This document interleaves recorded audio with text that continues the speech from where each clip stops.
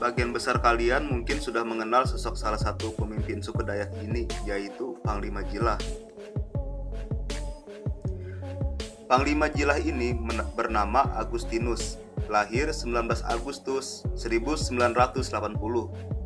Mempunyai ciri panglima sejak lahir, yaitu dianugerahi kesaktian tanpa bertapa. Di tubuhnya mengalir darah Panglima Dayak. Beliau adalah cucu dari Panglima Macan Dayak dan generasi ke-9 dari Panglima Sompa Dayak.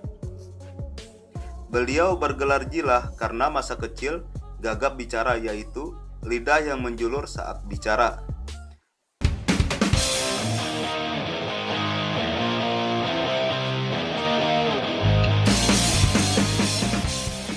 Pasukan Merah adalah organisasi kemasyarakatan yang mengutamakan adat dan budaya Dayak. Dahulu, Pasukan Merah ini merupakan laskar khusus adat Dayak kuno yang saat ini dibangkitkan kembali pada era modern dan bernama resmi Tario Borneo Bangkule Rajak.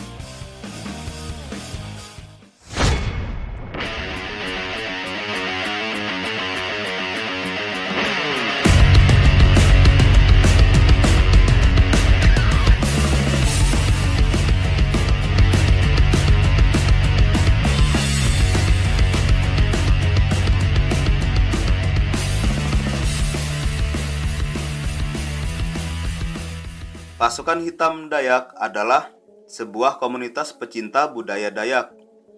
Perbedaan pasukan merah dan pasukan hitam adalah pasukan merah merupakan organisasi, yaitu suatu kelompok orang dalam suatu wadah untuk tujuan bersama. Sederhananya, organisasi merupakan sekumpulan orang-orang yang disusun dalam kelompok-kelompok yang bekerja sama untuk mencapai tujuan bersama. Sedangkan komunitas merupakan suatu kelompok yang terdiri dari berbagai individu yang memiliki kesamaan atau kemiripan ciri, minat, aktivitas, bahkan profesi dalam suatu lingkup tertentu. Tetapi sama sekali tidak dijelaskan bahwa dalam komunitas setiap individu memiliki tujuan yang sama atau memiliki kesamaan usaha untuk mencapai tujuan.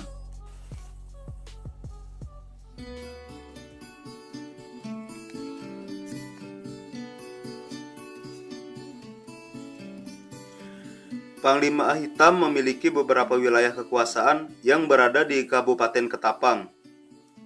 Beliau merupakan seorang anak yang lahir di Tanjung Kerus, di hulu Sungai Krio yang sekarang bernama Kecamatan Sandai, Kabupaten Ketapang.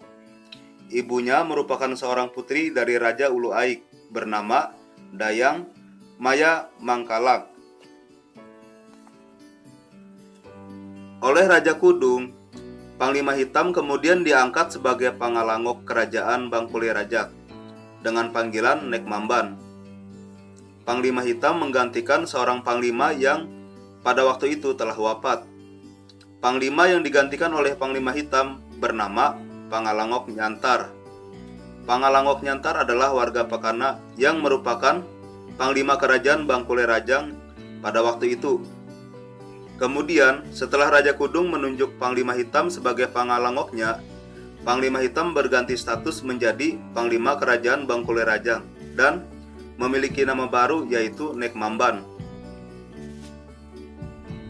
Panglima Hitam kemudian terus mengabdikan dirinya kepada kerajaan Bangkule Rajang hingga 3 generasi raja, diantaranya Raja Kudung, Raja Panembahan Inak Bapusat, dan Raja Okudaing Manambon. Dalam perkembangannya, Panglima Hitam menghilangkan diri atau moksa di puncak bukit Bawang yang sekarang bernama Kabupaten Bengkayang. Pada pertapaannya, Panglima Hitam menyampaikan banyak pesan dan terdapat pesan khusus yang disampaikan bahwa Panglima Hitam bersumpah dan berjanji untuk menjaga keturunannya dan menjaga negara ini dari ancaman-ancaman para pihak yang ingin merusak ideologi negara. Pada zaman modern saat ini, kisah perjalanan hidup Panglima Hitam tidak tergerus oleh waktu. Terbukti dengan adanya seorang pemuda yang merupakan titisan Panglima Hitam. Pemuda ini merupakan warga yang berasal dari kota Singkawang, bernama Gregorius Agung atau Gregorius Greg. Gregorius juga diakui oleh Raja Mempawah sebagai titisan Panglima Hitam, sehingga tidak dibenarkan jika nantinya ada yang mengaku sebagai titisan Panglima Hitam. Sebagai bentuk pengakuan dari Kerajaan Mempawah atau yang dulu bernama Kerajaan Bangkule Rajang bahwa Panglima Hitam itu benar adanya dan sampai saat ini masih menjadi pelindung kita semua.